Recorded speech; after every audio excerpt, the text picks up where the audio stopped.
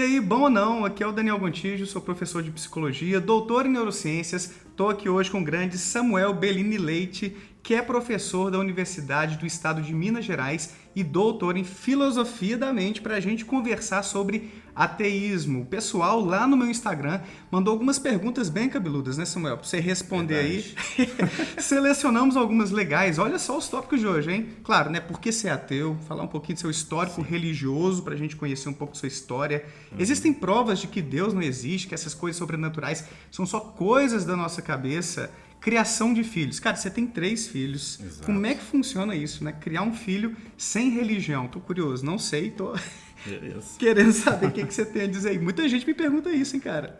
A respeito do sentido da vida também. Tem um sentido pra vida? Como é que o ateu pensa sobre essas coisas, hein? E como lidar com o luto, com essas situações difíceis da vida, ainda mais nesse período pandêmico, né? Então são questões bem complicadinhas que você vai responder aí pra gente. Tô super animado. Lembrando que este vídeo é do quadro Café Sem Fé. E é por isso que a gente tá aqui com um cafezinho, né? Faz o Quem brinde. quiser, Né? tá convidado. Tá convidado.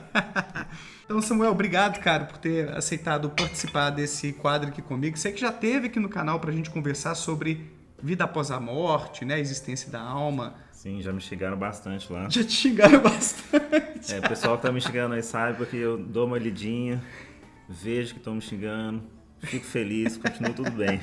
E é isso aí, vida que segue, não é não, cara?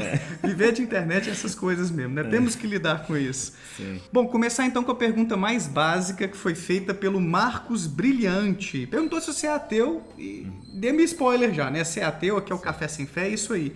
Mas conta pra gente um pouco do seu histórico. Você já foi católico, espírita? Como é que é até você chegar ao ateísmo aí? Eu não sou de uma família ateia. Meus pais são religiosos, são cristãos. Então, a gente é de Juiz de Fora e lá eles me levavam para a igreja católica. Mas eu não tenho muitas memórias de igreja católica, não era uma coisa muito frequente, que eu acredito. Eu lembro da minha mãe tentando me ensinar a rezar terço, eu não conseguia. Terço é puxado, né? Eu Horas não e horas consegui, ali. talvez foi aí que começou minha descrença, tipo assim, deixa eu parar de mexer nessas bolinhas. Mas assim, nunca consegui, então não foi uma coisa que ela insistiu no ponto, vai ter que fazer, não. Foi uma coisa assim, não quer? Então tá bom, deixa pra lá. Mas ela levava vocês à missa... Vocês, eu não sei se você tem irmãos, né? Tô Tem falando irmãos assim. também. Tem Não sei, irmãos. eu sou mais novo, né? Então não sei até que ponto a história dos meus irmãos, mas a minha, eu tenho essa memória assim aqui no Brasil, mas era uma memória, era pouca coisa, não era uma coisa que mexeu comigo não. E depois a gente mudou para os Estados Unidos, a gente morou 4 anos lá em Oklahoma, que é um ponto mais religioso dos Estados Unidos, inclusive. Né? Por isso que você trabalha com tradução, então? Porque você já foi explorando o inglês por lá. Eu não sabia disso não, cara. Eu morei Legal. lá e lá era o lugar, o famoso Bible Belt, né? Parte do Bible Belt, que é a parte mais religiosa dos Estados Unidos. E apesar de eu não ver muito isso na escola, nem nada não, assim, acho que deveria ter, né? Mas eu não estava muito ciente disso, quando eu tinha 10 anos de idade. Mas começaram a me levar para a igreja batista, porque meus irmãos já eram mais velhos, não estavam lá em casa, eles queriam ir para a igreja, né?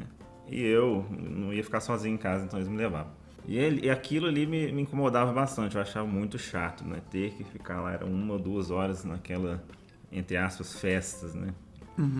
E me incomodava. Mas eu não era ateu, não virei ateu por causa disso também. Eu lembro meu irmão perguntando nessa época, primeira vez que me perguntaram, você acredita em Deus? Né? Como uma opção, né? Quantos anos você tinha? Uns 11, 12. Uns 12. Você Eu acreditava? falei, não é que eu acreditava, eu nunca tinha nem parado para pensar nisso. E aí meu irmão perguntou pela primeira vez, eu acho que minha resposta foi uma padrão do tipo assim, é melhor acreditar do que não acreditar, né? Uma coisa assim. Sim. Eu respondi. Tá, aí vai que você morre, foi uma né? coisa que eu fui ignorando, né, até mais ou menos quando eu comecei a tomar consciência de mim mesmo, tipo os 17, 16, 18 anos, né? E principalmente quando eu entrei no curso de filosofia. Eu entrei no curso de filosofia na graduação, mas eu não terminei. Eu acabei terminando de psicologia primeiro e eu segui isso. E nesse curso de filosofia, eu comecei a me questionar. Eu me considerava agnóstico nessa época. Eu falava que não tinha como saber se existem ou não, né? Aí eu lembro no primeiro, segundo período eu li o Ayer, que é um filósofo analítico, e ele falava no início da vida dele que a pergunta não faz sentido. Então não dá nem pra gente falar que a gente é agnóstico ou ateu. É que a pergunta Deus existe não faz sentido, porque ele era um verificacionista. Ele dizia que só frases que você vai lá e verifica que tem como a gente dizer uma resposta. A frase em si não significa nada, você não dá para verificar. Quase uma versão popperiana para essas questões na filosofia, né? Porque Popper fala assim, uma hipótese, uma pergunta não pode ser testada, então não é científica, né? Então... A ideia desse pessoal do verificacionismo é maior ainda. Tipo, a frase, na verdade, não significa nada. Só significa se você conseguir, se ela indicar como verificar. Mas isso foi uma coisa que não deu certo. Eles mesmos abandonaram isso, inclusive esse cara. Então, na época, eu achei isso bonito. E falava isso, mas... Eu sou agnóstico, né? Esse cara aqui me... Eu acho que foi quando eu virei ateu mesmo, foi vendo o Richard Dawkins. É mesmo? Tipo, documentários dele ou lendo? Vendo documentários do Richard Dawkins foi quando eu pensei assim, não, a gente não precisa ficar nesse papo, não sei se não existe, ou essa pergunta não faz sentido. Não, a gente sabe mesmo que não existe. O Dawkins foi importante, cara, pra mim... Eu cheguei a me tornar ateu antes de conhecer o Dawkins, mas eu meio que estruturei teoricamente melhor o meu ateísmo com o Dawkins. Eu acho que ele foi importante para mim nesse sentido, né? Deus um delírio. Vou deixar os livros dele aqui embaixo, que eu li, alguns que você puder sugerir depois também. O Gênio Egoísta, o Relojoeiro Cego, que é mais aquele confronto do criacionismo com a teoria da evolução. Design inteligente, né? Design inteligente, exato. Então, ele foi muito importante nessa construção mais... na fundamentação do meu ateísmo, assim. Então, que legal. Ó. Dawkins salvando vidas. Ou fazendo a gente perder nossas vidas, não sei. Eu ia brincar, né? Vai que a gente morre. Aquela hora eu ia falar isso. Vai que a gente morre e Deus cristão era verdadeiro e a gente se ferrou, né? Vamos ranger os dentes eternamente no inferno. O que ele fala sobre isso, inclusive, é que o problema disso é que cada um está sempre errado, porque, né, se o Deus islâmico for o verdadeiro, então o pessoal cristão está lascado. Tá lascado. Então, como a gente vai saber qual é o verdadeiro, né, não? Próxima pergunta, então, é da Gisele Souza. Essa pergunta aqui foi meio complexa, mas eu acho que eu entendi o que ela quis dizer. Ateísmo teria o dogma da não existência de nada sobrenatural comprovado? Acho que ela quis dizer assim, né? Essa ideia de que não existe nada sobrenatural, tem prova? A gente consegue corroborar essa ideia de que não existem deuses, divindades? Eu acho que é um pouco por aí, né? Sim.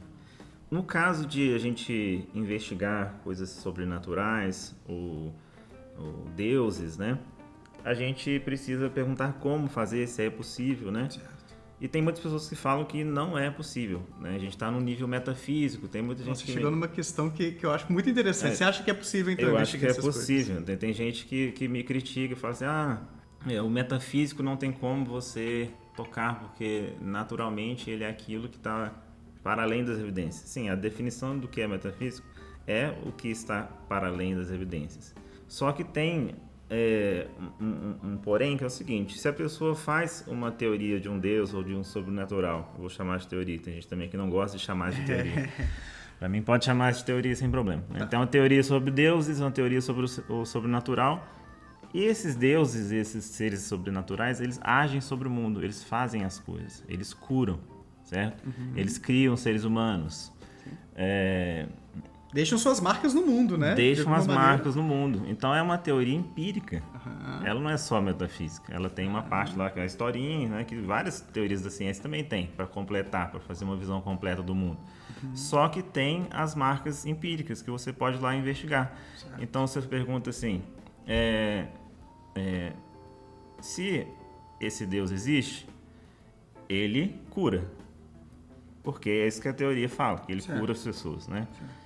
Então a gente vai na prática. Existe alguma evidência de que pessoas que rezam para outra pessoa, essa outra pessoa está recebendo uma cura, né? E a resposta é não. Né? Existem meta-análises de reza à distância de pessoas que tentaram fazer isso para demonstrar que funciona e que não funciona, né?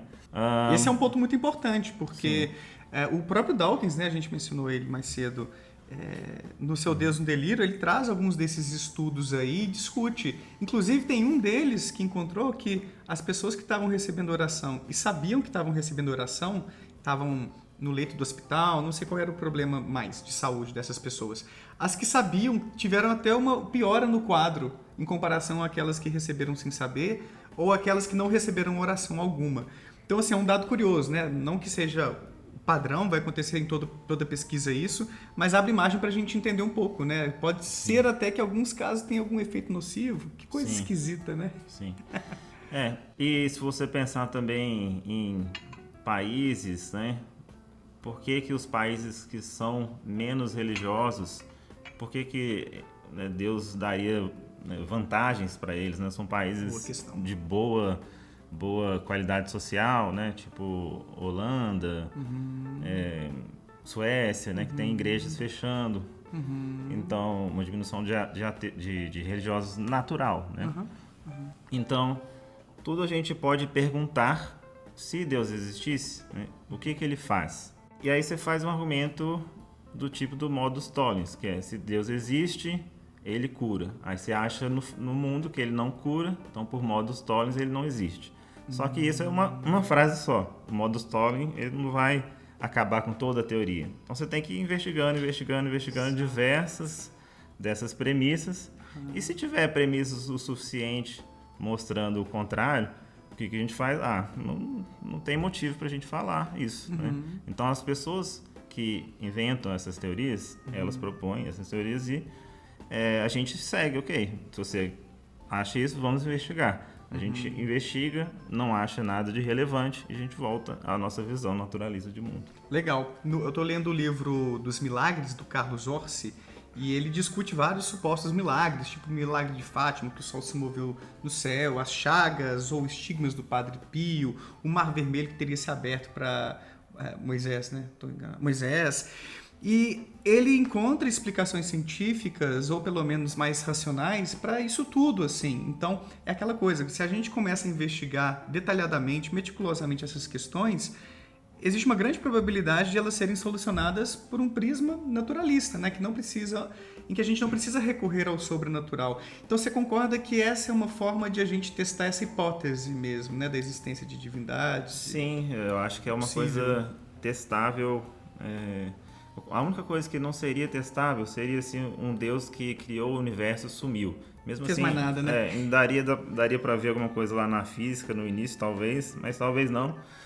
E não fez mais nada. Na medida que ele começa a fazer, os deuses começam a fazer as coisas sobre o mundo, a gente consegue ver as marcas dele. Sim. A gente conseguiria ver, né? Sim. Se fosse o caso de terem esses deuses. Mas o que o mundo vai nos mostrando é que não existem esses deuses, nem o Deus cristão, nem o islâmico, nem o hindu, nem nenhum. E você acha melhor ou pior assim? Não parei para considerar se seria melhor ou pior. Depende do tipo de Deus. Minha resposta hoje está assim. Depende do tipo de Deus, né? Porque se eu fosse... Eu queria viver para sempre, sabe? Eu também tenho essa ideia. Sendo um fantasminha, não. Eu queria ser eu mesmo. Legal. Passar para a próxima questão aqui, então, que foi enviada pela doutora Ana Gandolfi. Gandolfi, quase o mago, né, do Senhor dos Anéis. Gandalf. Ela perguntou assim, tem alguma literatura sobre criação de filhos no ateísmo, agnosticismo? Cara, você tem 3 filhos, né? Como é que é essa história aí da criação dos filhos? É difícil, eu não sei se existe uma divergência entre você e sua esposa, mas fala um pouquinho sobre isso aí. Deus entra na conversa em algum momento, não entra? Eles perguntam para vocês? Então, assim, eu não tenho uma literatura sobre isso, não é uma coisa que eu estudo, apesar de eu conhecer o livro também do Richard Dawkins, né, que é A Mágica da Realidade, que ela é uma introdução a um pensamento racional, digamos assim, ou um pensamento científico para crianças. Quero comprar, não tenho. Mas nem é um livro, acho que eu já cheguei a mostrar para o meu filho, mas não é um livro que marcou nada lá em casa nesse respeito. Então, porque eu tenho a minha experiência pessoal nesse aspecto, né? E tem alguns pontos também de divergências de ateus, geralmente. Se a gente deve deixar ele aprender, deixar ele tomar as próprias decisões, ou se a gente deve ensinar a religião para ele, porque todo mundo ensina, ou se a gente deve ensinar o que é falso, né? Então tem esses 3 pontos. Só que na minha experiência é o seguinte, vocês já devem ter visto e experienciado isso, que para uma pessoa ser religiosa, os próprios religiosos falam desde pequeno, tem que levar na igreja, tem que ensinar, né, as práticas. Por que eles fazem isso? Porque se não fizer isso, a criança não tem esses pensamentos de Deus, né? Sim. Ela não tem esse interesse, né? Na verdade, as crianças geralmente não têm esse interesse, elas têm que ser, né, colocadas ali para ter esse interesse. Tem pesquisa sobre isso, cara. Eu acho que na ilha de Madagascar foi feito um estudo que eles verificaram que as crianças só passam a acreditar em vida após a morte por volta dos 12 anos, que é quando elas são inseridas na religião. Que antes disso, eu não sei se é bem tabu a palavra, né? Mas os pais não conversam sobre religião com as crianças. Parece que eles esperam elas chegarem numa certa maturidade e é só depois disso que elas passam a atribuir estados mentais, a gente estava falando de filosofia da mente mais cedo, para bichos e seres humanos que morreram, que eles continuariam apresentando pensamento, essas coisas assim. Antes dessa idade, não, porque elas não tinham sido apresentadas, essas ideias. Sim. E não é uma coisa de interesse, né? A criança gosta de brincar ali, fazer as coisas concretas, né, do dia a dia, enfim. Mas assim, se perguntar como que eu lido com isso, né? Então a gente não ensinou nada religioso, nem eu nem a Marina. E o que aconteceu foi que eles foram virando os ateus, né? Agora os meus 2 meninos, eles se consideram ateus. Eles falam mesmo? Eles estão com quantos anos mais velhos? Então, o João é o mais velho, ele vai fazer 13 anos agora. Ele fala que ele é ateu. Ele realmente é ateu já. Agora, o Francisco, ele fala, às vezes, ele fala também que ele é ateu, mas assim, ele não tem um pensamento sobre isso, sabe? Ele não é uma coisa que ele liga muito, né? Tinha uma época que ele era ateu e acreditava em Papai Noel, por exemplo.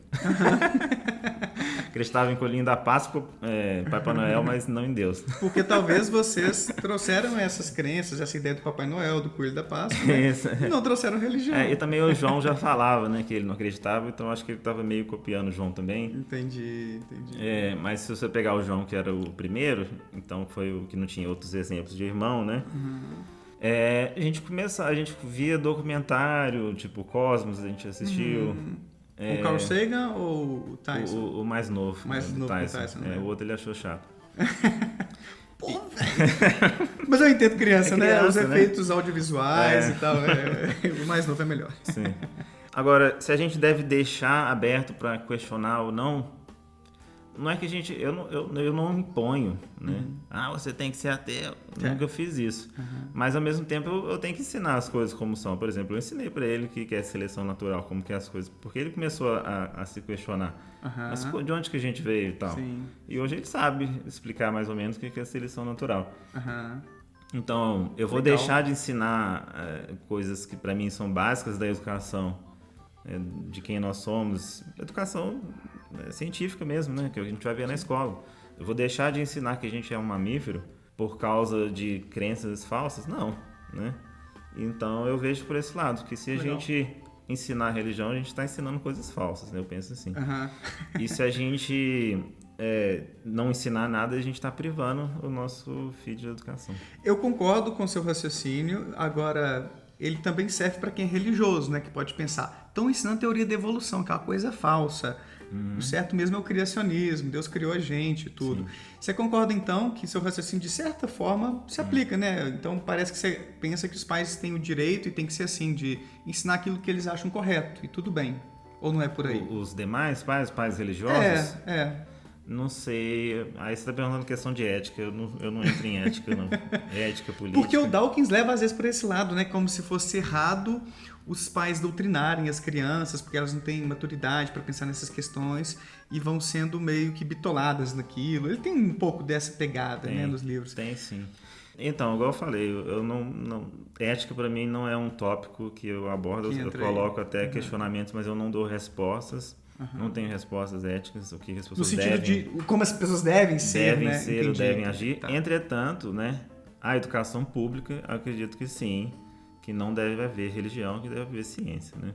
A educação pública. Mas é diferente. Na casa dos pais, eu não sei opinar como que o Estado ou as pessoas deveriam intervir nesses casos. Então você é agnóstico nesse sentido aí, não sei. Tipo, porque assim, suspende seu juízo, não, né? é Seu porque julgamento. questões éticas não são... As respostas de perguntas éticas não são verdadeiras e falsas. São certas ou erradas moralmente. Então é mais difícil. Eu não tenho... Entendi. Não tem fundamento ético, não sou É isso estudioso que da dá ética. conversar com um filósofo, entende? Não é tão simples como a gente gostaria, né? Não sou um estudioso de ética para dizer Entendi. como justificar uma coisa nesse nível. Devemos tão ser geral, como. né? Tem que ser assim ou assado. Isso. Massa, gostei. Bem interessante, mano. Passando para a próxima questão aqui do Rodrigo, 1990. Ele tá com 31 anos? Acho que é isso. Muita gente fala que quando o ateu perder alguém, ele vai buscar Deus. Então, como os ateus lidam com o luto? É aquela história do avião caindo, né? Não existe ateu em avião que tá caindo. O que você pensa sobre isso, cara? Já teve momento assim de dificuldade na sua vida que você recorreu a Deus? Ou nunca rolou isso? Quando você perdeu um ente querido, talvez, alguém próximo? E aí?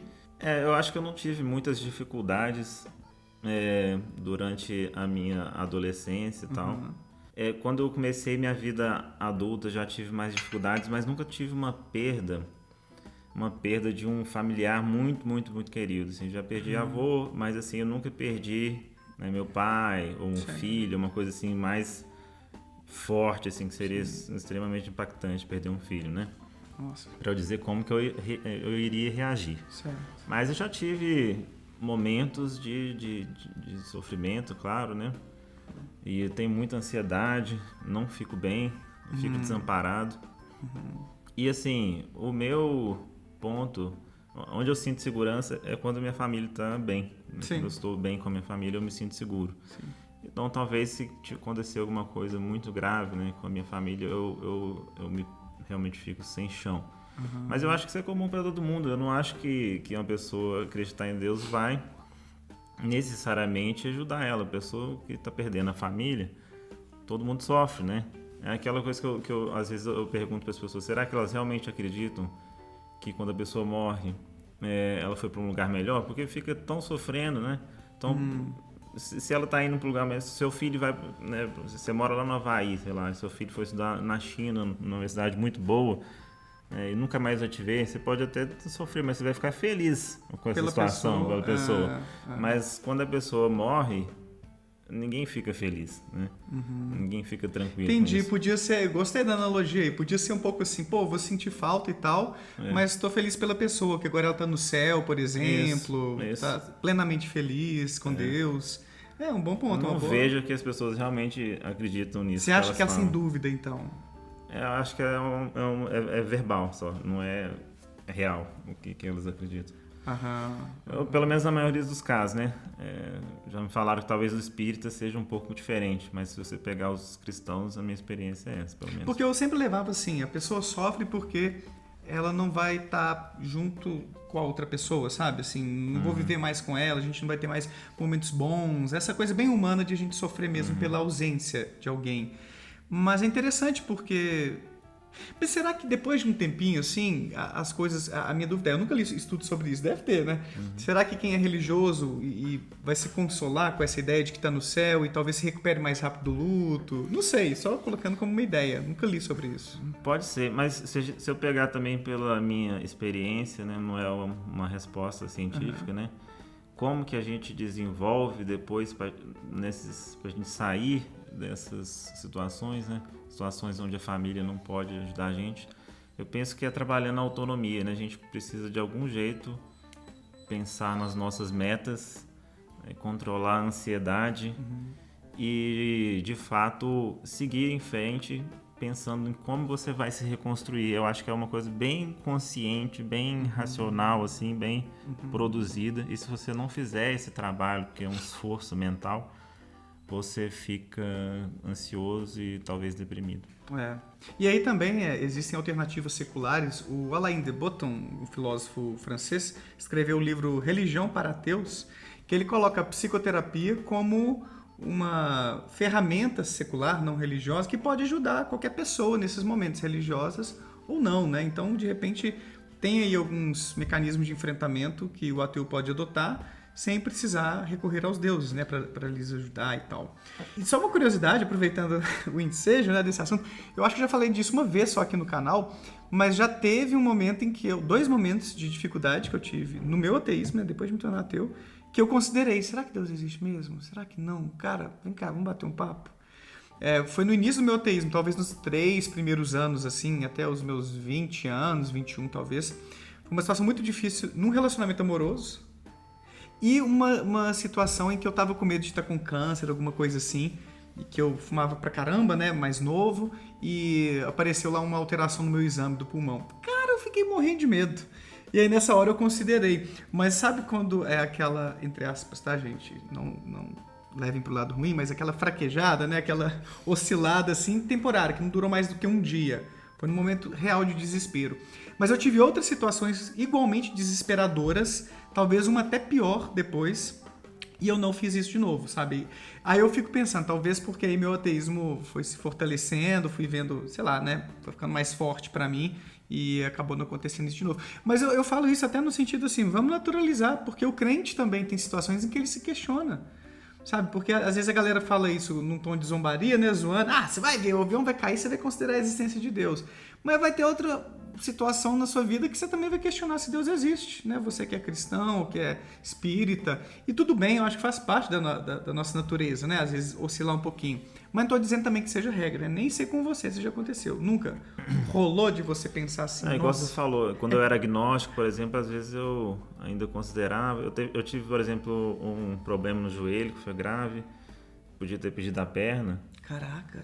Eu acho que talvez algum dia lá chorando eu possa ter pensado alguma coisa nesse sentido, mas igual você falou, quanto mais a gente vai se consolidando, né? O ateísmo, agora não faz o menor sentido para mim eu pensar, nem refletir isso em algum momento, né? Igual eu te falei, aquela questão dos deuses, né? A hora que você percebe que a pergunta Deus existe pode ser substituído por deuses. Quais deuses existem? Porque são vários que foram inventados.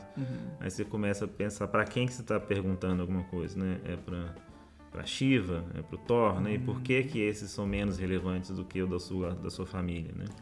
E aí você começa a perceber que não tem caminho por aí, isso nem passa mais, pelo menos na minha mente, não passa mais nem em momentos de desespero, nem nada. Até o convicto o senhor, então, né? Sim, até o sim, roxo. sim, até o roxo. Mas eu queria colocar um ponto contrário também, que é a falta de comunidade, né? Eu acho que se você pegar vídeos da Segunda Guerra Mundial, eu acho muito estranho que tá lá o pessoal indo pra guerra, ou chegando da guerra na Inglaterra e tal, e tá todo mundo junto, assim, todo mundo feliz. Não sei se vocês já viram, tem no Netflix um documentário sobre a Segunda Guerra Mundial. Então, todo mundo feliz, todo mundo em comunidade naquele momento horrível. Então eu vejo que a gente entrou numa época da sociedade muito individualista, né? Que cada um fica no seu canto e é meio esquisito formar comunidades. E um lugar que não é esquisito formar comunidade é justamente na religião, né? Então eu acho que muito das coisas que a religião propõe a gente substitui sem religião, mas eu acho que esse sentido de comunidade talvez a gente perca, né, sem religião. A gente realmente fica mais individualista, e ser individualista num mundo que já é tão individualista pode ser um problema, sim. Eu acho uma boa reflexão, hein? E você sabe que tem grupos de ateus, né? Grupo da galera cética e tal. Não sei se vai ter o mesmo senso assim, de conexão que muitas pessoas têm na religião. Mas é uma boa questão. Não é uma coisa emocional, assim, assim, na religião é um monte de gente se emocionando junto, né? Esse tipo de coisa não tem em encontro de amigos, né? Amigos ateus, né? Né? A gente é meio superficial e quando a gente chora com uma pessoa ou outra lá, entendeu? Entendi. Um encontro de chorar, digamos assim, um encontro emocional em comunidade, né? Igual que tinha, por exemplo, na Segunda Guerra também, né? Uma coisa mais junta, assim, né? Será que é possível, então, em algum encontro, assim, que haja elementos bem similares aos encontros religiosos, sem essa conotação do sobrenatural espiritual? Deixa o comentário aí embaixo, eu vou pedir pro pessoal aí, sugira aí embaixo alguma coisa nesse sentido, quem sabe a gente não cria uma religião ateísta. Tô zoando. Não, eu acho que esse é o grande feito que teria que ser feito. feito o que teria que ser feito. Eu acho que o Sam Harris entrou um pouco para esse lado na espiritualidade, né? Só que ainda muito individualista. Com a meditação, individualista, né? Só sobre ele, tudo só sobre ele. Então, a gente precisa voltar nessa comunidade de um jeito mais rica, substituir de outro jeito que não seja inventando mentiras para as pessoas, né? Então... Interessante, gostei. Inclusive esse livro do Sam Harris eu gostei, tem muita gente que não gosta dessa pegada mais de espiritualidade ateísta e tal. Eu também tenho minhas ressalvas quanto a isso, assim, eu não gosto muito da palavra espiritualidade no sentido não sobrenatural, mas o que ele propõe no livro eu acho interessante, algumas coisas ali. Vou até deixar para quem quiser adquirir um exemplar, que é uma forma de espiritualidade para ateus, que é uma proposta interessante. Embora eu não compre tudo ali, eu gosto da parada da meditação e os efeitos que ela tem sobre o nosso corpo. A Bela Riex perguntou qual é o sentido da vida. Eu ainda não descobri. E aí, Samuel? Se quiser me contar qual que é. Pois é, sentido da vida. Eu também tenho uma resposta. Será que existe um sentido para a vida, para a existência como um todo? Bem, quando eu estava no meu mestrado, teve um evento sobre o sentido da vida na filosofia, assim. Foi interessante. Mas onde eu me baseei mais para pensar sobre isso foi no livro do Stanovich, que é um psicólogo, psicólogo evolucionista e da teoria do processo, que é o que eu mais estudo assim na ciência cognitiva. E o que ele fala é o seguinte, né? Se a gente pegar a teoria do gene egoísta, né? A ideia não é que o gene é egoísta, inclusive o livro é sobre altruísmo, né? Do Dawkins, né? Do que Dawkins, a gente mencionou antes. Isso. Esse livro do Stanovich também é baseado nesse livro do Dawkins. Então a gente tem a ideia de que os seres vivos, né, são veículos que têm interesse de reproduzir genes, né? Essa é uma leitura da evolução que é bastante popular, é a mais popular, é a mais consensual, digamos assim. As outras leituras não são uma coisa que varia muito, não, né, mas varia nesse sentido de genes com interesse, né? Que é meio que uma metafórico, né? Disputando entre si, né, os nichos e construindo corpos cada vez mais adaptados. A gente seria só esse veículo dos genes, então, né? Eles que estão aí sobrevivendo e Isso, lutando tem entre vários si. exemplos de animais, né? Que quando conseguem deixar seus genes, eles podem morrer, porque já passaram os genes, etc. Tem vários que se sacrificam para os próximos continuarem existindo. Principalmente os filhos ali, né? Isso, e familiares, parecidos, né? Etc. Só que aí como é que fica, né? Como é que fica o ser humano nessa situação? Será que a gente é igual, né, um pernilongo, né? Outro dia te criticaram, acho que foi no barata, nosso vídeo. né? Você tá comparando o ser humano com barata, teve gente ficando brava com você. Eu gosto de dar o exemplo de barata, né, para as pessoas perceberem. Calma lá, né? A gente não é uma coisa mágica, a gente é só mais um animal desse mesmo, né? Só que a gente tem uma diferença, de fato, que é que a gente desenvolveu um córtex, né?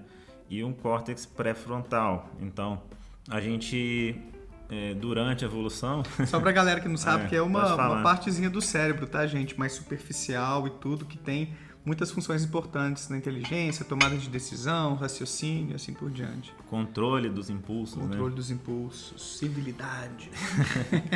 Então, o que acontece? A gente tem essa tendência de reproduzir e de sobreviver. Só que a estratégia que os genes humanos, né, adotaram foi de gerar um mecanismo de controle de dependência para tomar as decisões a longo prazo, né?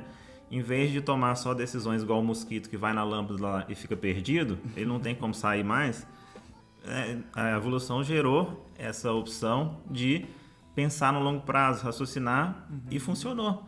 A gente começou a tirar vantagem dessas situações que a gente está pensando a longo prazo, planejar, organizar. Estocar comida. Isso, a gente começou a tirar vantagem muito maior do que os outros animais, justamente por causa da nossa capacidade de decidir sozinho, sem seguir o impulso. Essa pressão que a gente tem de fazer as coisas, né? Prazer imediato ali. Esse prazer imediato, exatamente. Então foi isso que diferenciou bastante o ser humano. E aí entra justamente essa pergunta do sentido da vida, né? Se a gente perguntar de uma forma geral por que existem seres vivos, é simplesmente porque genes replicam. E eles têm essas estratégias de formar veículos que vão fazer ele replicar melhor, né? Essa é a visão do universo, né? Por isso que a gente está aqui, né? Isso que a gente descobriu estudando. Tá, tem teoria ali, pode estar um pouquinho errado, mas as evidências indicam bastante por esse lado. Sim.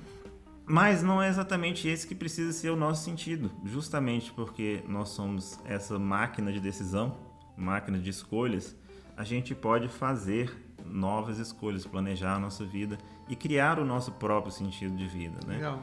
Eu penso, o meu específico é a família, né? É uma coisa que sempre é o que me dá chão, igual eu falei, eu sempre volto para minha família, onde eu tenho segurança, né? Então eu sempre tenho o objetivo de desenvolver os meus filhos, né? Que é uma coisa que eu sou apaixonado em fazer. E evidentemente pesquisar, dar aulas, meu trabalho, né? Então são coisas que eu escolhi fazer e isso que cria o sentido da minha vida, né? Certo. E tem uma coisa que o Dennett fala que é o seguinte, quando você perde a religião, você muda tudo, mas deixa tudo a mesma coisa. Por quê? Porque todo mundo é assim no fim das contas, né? A gente pode até ter um pezinho lá na religião ou não, mas todo mundo tem esses mesmos valores. As pessoas que estão dando os sentidos da vida realmente para elas, né? Elas não são manipuladas nem pelos pastores. Elas podem repetir aquelas coisas, mas no fim das contas elas estão criando ali o seu sentido da vida, o trabalho que elas gostam, a família que elas gostam, né? Fazer as coisas que elas gostam. É para isso que a gente vive, né? Para as coisas que a gente gosta funcionar, a gente vê as coisas que a gente gosta crescerem, para ficar feliz com isso, né? Uma perspectiva mais individual, né? Em vez de a gente pensar qual é o sentido da existência como um todo, não, peraí, qual é o sentido da minha vida? Exatamente. O que eu vou fazer para minha vida valer a pena, né? Que propósitos eu vou construir aqui? Isso. Em que eu vou me apegar para curtir a minha passagem, provavelmente temporária, por este pálido ponto azul, como você diria, né? Exatamente. Então, uma perspectiva. E é legal que esse lance, tem um estudo do SPID que eu li, que eu estudei um pouco sentido de vida, né? No meu doutorado, que ele avaliou nos Estados Unidos ateus religiosos e fez uma pergunta sobre isso. E os ateus pensam mais como você nesse aspecto, que depende de nós construir o nosso sentido na vida, ao passo que os religiosos pensam menos assim. É como se a fonte de sentido do religioso fosse um pouco mais de fora para dentro, sabe, extrínseca. Não, tá definido o que é o sentido da minha vida ali no livro, né? E eu tenho que incorporar. Apesar daquilo que você falou, né? Declaram isso, mas agem dessa forma? Geralmente não. Geralmente não. Agem eles mesmos também construindo a própria vida. Não deixa de ser, né? Cada um vai ter o seu sentido na vida e a religião pode fazer parte desse sentido para muita gente também. Mas eu achei interessante que nessa pesquisa os ateus concordam mais com essa ideia de que depende de nós construirmos esse sentido na vida. Isso. Começou o barulhinho ali da geladeira, mas tá, a captação tá aqui, não tá lá não, acho que não vai dar problema não. E agora como você vai cortar isso? Não, dá pra cortar. Samuel, é isso aí então, peraí. Quando a gente perde o flow, né, velho? Cara, isso aí então, bom demais conversar com você agora presencialmente. A gente já tinha feito uma live aqui. Espero que a gente crie novas pautas aí para trazer aqui pro pessoal. Você aqui tem uma formação massa em filosofia, traz esses temas tão interessantes, agrega muito aqui pro canal.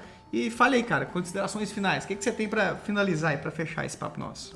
Eu queria agradecer, né, pelo convite. Esse espaço é muito bom. Acho muito importante o trabalho que o Daniel faz. Acho que é uma uma lacuna que a gente tinha, né, no Brasil, né, que você está conseguindo preencher muito bem. Estou muito feliz com o seu canal e dei sorte, né, de poder fazer parte em alguns momentos, né. Espero poder, né, em futuras ocasiões também, né. Também queria convidar para o pessoal aqui da Filosofia da Mente, da Ciência Cognitiva ou da Artes, etc., o pessoal que estiver assistindo, um evento que vai ter na Escola de Design, na Praça da Liberdade, né?